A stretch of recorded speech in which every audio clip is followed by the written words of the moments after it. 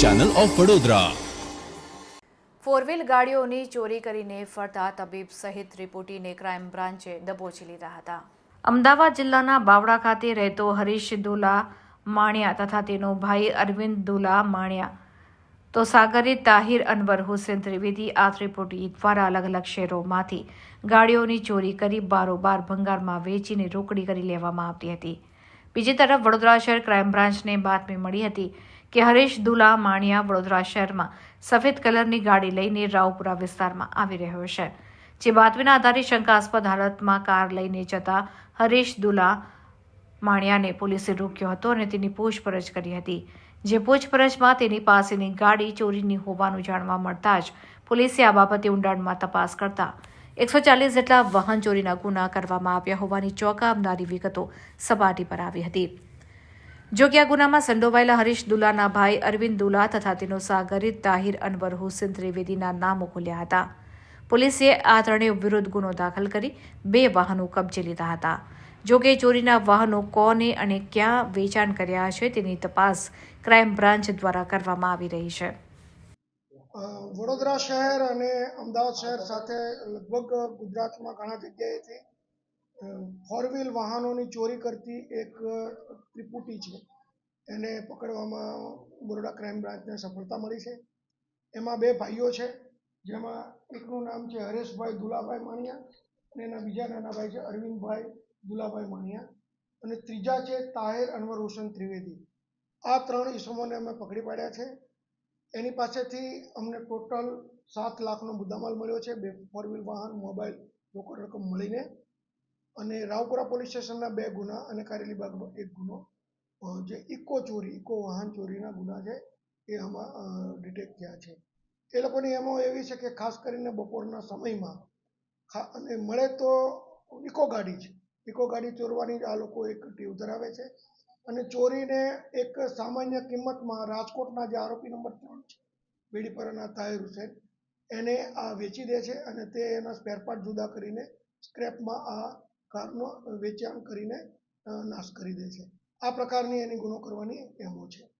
તમે કીધું એમ જે આમાં હરેશભાઈ દુલાભાઈ માણિયા છે એ BEMS એક એવો એણે મેડિકલ પ્રેક્ટિશનરનો કોર્સ કરેલો છે અને તેઓ ત્યાં બાવળામાં પણ આ પ્રકારનો એક હોસ્પિટલ ધરાવતા હતા।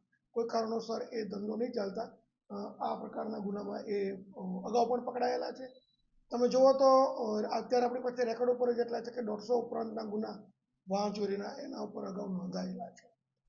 આપણે એને કારેલીબાગ પોલીસ સ્ટેશનમાં ક્રાઇમ બ્રાન્ચ તરફથી સોંપવામાં આવ્યા છે।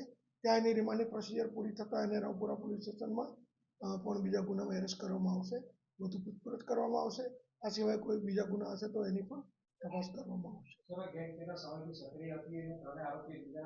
જો આમ જોવા જઈએ તો 2014થી તો આપણી પાસે રેકોર્ડ ઉપર ગુના છે, એટલે 10 વર્ષનો તો એનો ગુનાહિત ઇતિહાસ કહી શકાય। આ રીતે જોવા જઈએ તો પહેલાં છે એ મુસ્લિમ વોરા છે, તાહિર હુસેન છે અને આ બંને છે એ બાવળાના વતની છે, પણ આમ કોઈ સીધા રિલેશનમાં નથી, પણ એને બેન બનાવેલા છે આ જે મુસ્લિમના મધર છે ને એ પ્રકારના એના પારિવારિક સંબંધો કહી શકાય। હા, જે મેં કીધું એમ હરેશભાઈ જે નામ છે એ BEMS નામનો એક કોર્સ કર્યો છે એક મેડિકલ પ્રેક્ટિશનરનો અને એ પહેલાં મેડિકલ પ્રેક્ટિસ બાવળામાં કરતા।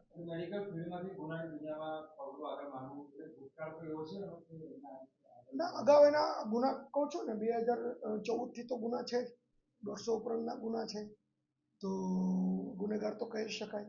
ઠીક છે, એનો ઇતિહાસ મેડિકલ પ્રેક્ટિશનર સાથે હોઈ શકે, અત્યારે તો એ ગુનેગાર છે। એ સ્પેરપાર્ટ એ રાજકોટ બેડીપરામાં જ્યાં તાહિર હુસેનનું જે એનો વર્કશોપ કે એની પગારવાળો છે ત્યાં એ આ સ્પેરપાર્ટ જુદા કરીને અલગ અલગ વેચી દે। આપણી પાસે એનો ઓથેન્ટિક રેકોર્ડ નથી, પણ એની પૂછપરછ દરમિયાન એણે એવું કબૂલ્યું કે ભાઈ એને એક આ કેસમાં અગાઉ પકડાયેલો છે, એ વેરીફાઈ કરવાનું બાકી છે। બાકી બંને ભાઈઓ છે અને જે પેલા તાહિર છે એ ભંગારનો જ બિઝનેસ કરે છે। સમસાવલી રોડ ઉપરથી આ લોકોને મળી આવેલા છે। અમારી ટીમને બાતમી મળેલી કે અગાઉ આ રીતે પકડાયેલા માણસો છે, ઘણા ગુનેગારો છે અને આ રીતે વાહન ચોરીનું લઈ અને વેચવા માટેની પેરવી કરે છે। અને તાહિર હુસેન અને જે એના નાના ભાઈ અરવિંદભાઈ માણિયા છે એવો એ ત્યાં ગાડીમાં આવ્યા અને બીજી એક ગાડી જે ચોરીની હતી એ અરવિંદભાઈ પાસેથી મળી આવી અને ત્રણ ત્યાંથી આપણને મળ્યા. ચોરી કરવાનો પર્પસ મોજો પૂરા કરવા કે પછી ચોરી કરવાનું નાણાકીય ઉપાર્જન ગેરકાયદેસર રીતે જોવું હોય છે. ના, એના લગભગ જે ગુના છે એ બધા અમદાવાદ સિટીના છે. આપણી પાસે 140 ગુનાનું લિસ્ટ છે, લગભગ અમદાવાદ સિટીના. બરોડાના પણ ગુના છે, પણ એનું કાર્યક્ષેત્ર તો કહી શકાય કે અમદાવાદ બરોડા બંને છે.